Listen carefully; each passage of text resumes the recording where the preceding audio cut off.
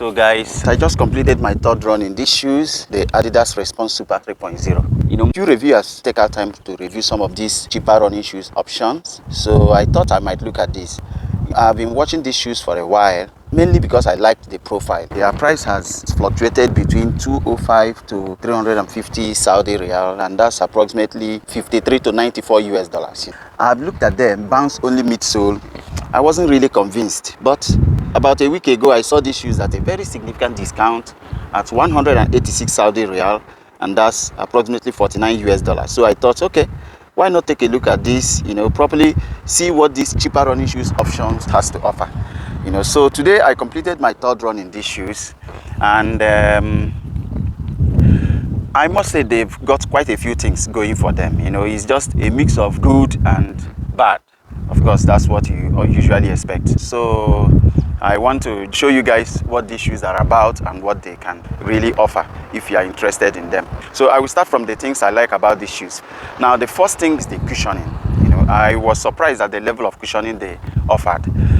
I found the bounce midsole in this to be very soft. It gives a very nicely cushioned ride. I did enjoy that. But I must say they need some braking period. Just about 5 to 10 kilometers. One way I break in my shoes is to wear them casually first. That's what I did with these shoes. Wore them casually on a couple of occasions, and I put in about 3 runs in them, and these shoes are now pretty comfortable.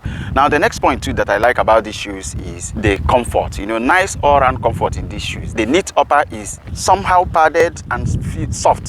Some kind of inner sock liner here feels very nice and soft around the foot. The tongue is thick and soft, nicely padded, good enough to dissipate the pressure from the laces and give nice soft feel to the front of the ankle. Loads of padding on the collar and heel counter to give nice ankle support and comfort. The underfoot comfort is also pretty nice. The insole is removable and soft, added to the softness of the midsole, giving nice underfoot comfort. The toe box is quite wide, ample room for free movement of toes in these shoes. The next thing I liked about these shoes is the lockdown. I was very much impressed about the lockdown that I got from these shoes. In fact, these shoes gave one of the best lockdowns I actually got from Adidas shoes. As soon as I secured the runner's loop, it was just firm and secure, nice midfoot and heel lockdown. No chance for any heel slippage at all. Another point too, which I enjoyed, is the stability. These shoes has a very wide platform both in the heel and in the forefoot area. Running in them, I feel that there's some kind of more foam medially that also adds to the stability. It has nice TPU heel support also. So the shoes were pretty stable, and they were also very supportive. Good arch support, good ankle support, protecting the feet and helping you enjoy your run without much hassle. Pretty nice overall comfort. So what are the negatives that I have with these shoes? The first one is the weight. These shoes are pretty heavy. In my size US 11 or EU 45, they weigh 347 grams. That's a pretty heavy weight for running shoe. Even when you compare it to so many other shoes in my size, Velocity Nitros, the Viet Nitros, the Nike Pega shoes and all those, all less than 300 grams, But these shoes are in the range of the Adista, the Ultra Boost. That's the weight range of these shoes. The next thing I didn't like also is the poor breathability. The shoes felt quite hot, and if you look here in Saudi Arabia, it's just about a few minutes past 7. The sun is already up and running. So by 5K, my feet were already feeling very hot. Another thing too that I didn't like also is that it has poor response. I didn't really expect much, but that's what you got at this price. It didn't take away anything, but also it didn't add much to the run. These are pretty basic, it just does the job without adding much extras to it. It's not one of these shoes that are draggy, that makes you feel like you are running on the sand, It's not. Another point that I didn't like about these shoes is the poor finishing. If you look at the edges here, you see lots of gums sticking out. So it makes the shoe to look quite cheap. And then if you look at it here also in the forefoot, is already folding in the toe box area here, just after about 3 runs. So how is the fit?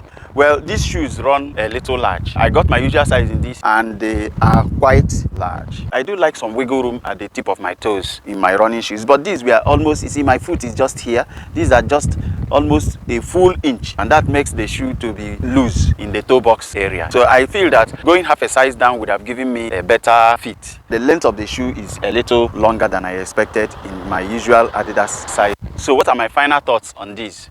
Well, I feel these shoes are a pretty decent running shoes option for their price. They get the job done without adding much extras. Nice cushioned ride with nice ankle and arch supports to help you bounce along. At 49 US dollars, I cannot complain about these shoes at all. I think these are a pretty decent running shoes if you are looking to save money.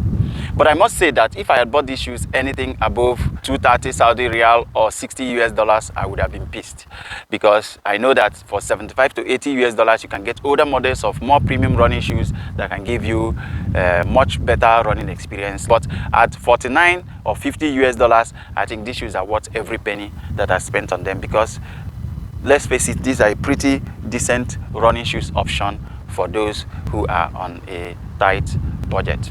So guys, that's it. That's my thoughts about the Adidas Response Super 3.0. Thanks for watching, and see you in the next one.